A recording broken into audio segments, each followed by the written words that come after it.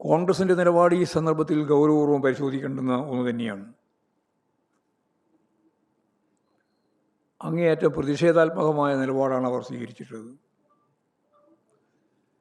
ഛത്തീസ്ഗഡിലെ ഏറ്റവും പ്രധാനപ്പെട്ട പ്രതിപക്ഷം കോൺഗ്രസ്സാണ്. കോൺഗ്രസിൻ്റെ നേതാക്കൾ തന്നെ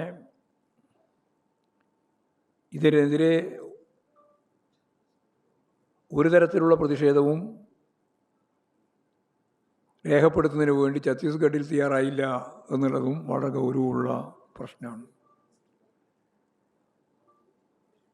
കോൺഗ്രസ് സർക്കാരിൻ്റെ കാലത്ത് അവരുടെ ഭരണത്തിൽ വലിയ രീതിയിലുള്ള ആക്രമണമാണ്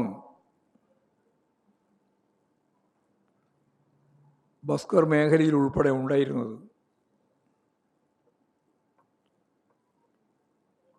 അതിനെതിരെ ശക്തിയായ നിലപാടെടുക്കാൻ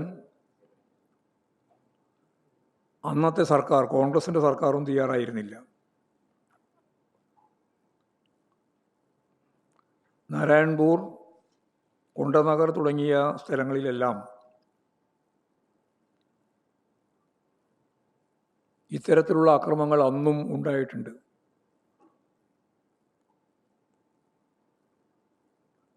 ശക്തിയായ ഇടപെടലും സമരവും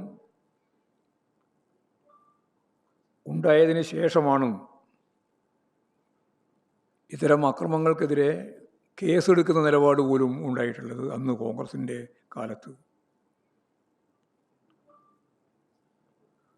BJPക്കെതിരെ ശക്തമായ നിലപാട് സ്വീകരിച്ചുകൊണ്ട് ഈ ഒരു പശ്ചാത്തലത്തിലാണ് കോൺഗ്രസിന് നിലപാട് സ്വീകരിക്കാനാവാത്തത്.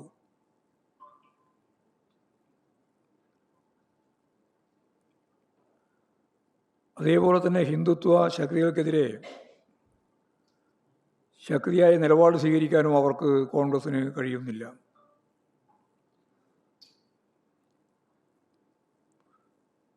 പാർലമെൻറ്റിലും പുറത്തുമുള്ള സംഭവങ്ങൾ അതാണ് കാണിക്കുന്നത്. ഇതോടൊപ്പം തന്നെ വേണം സഖാവ് സുവെങ്കടേഷിൻ്റെ മേലെ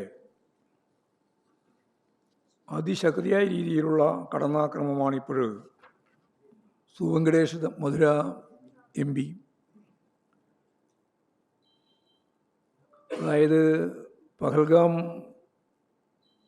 ഭീകരാക്രമണവുമായി ബന്ധപ്പെട്ട് വലിയ സുരക്ഷാ വീഴ്ച ഇന്ത്യൻ പാർലമെൻറ്റിൽ തുറന്നു കാണിച്ചതിൻ്റെ ഭാഗമായി നേരത്തെ പറഞ്ഞ CPIMൻ്റെ MP-യും പ്രമുഖ നേതാവുമായ സുവെങ്കടേഷിനെതിരായിട്ടുള്ള കടന്നാക്രമണം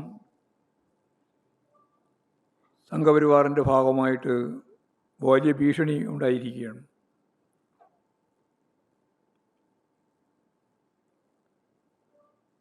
വധഭീഷണിയാണ് യഥാർത്ഥത്തിൽ ഇപ്പോൾ ഉയർത്തിയിട്ടുള്ളത്.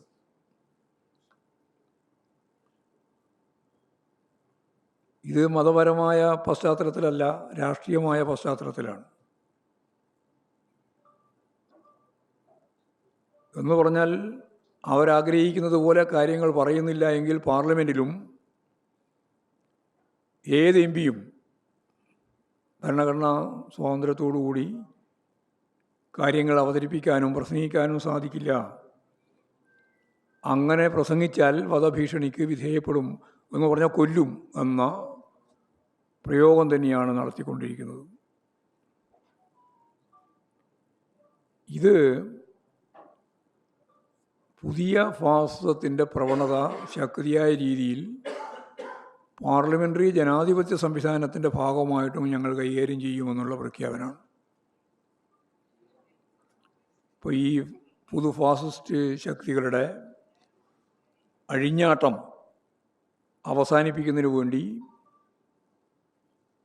ജനാധിപത്യ ശക്തികളാകെ ഒന്നടങ്കം മുന്നോട്ടേക്ക് വരേണ്ടതുണ്ട് എന്ന കാര്യമാണ് അതുമായി ബന്ധപ്പെട്ട് പറയാനുള്ളത്.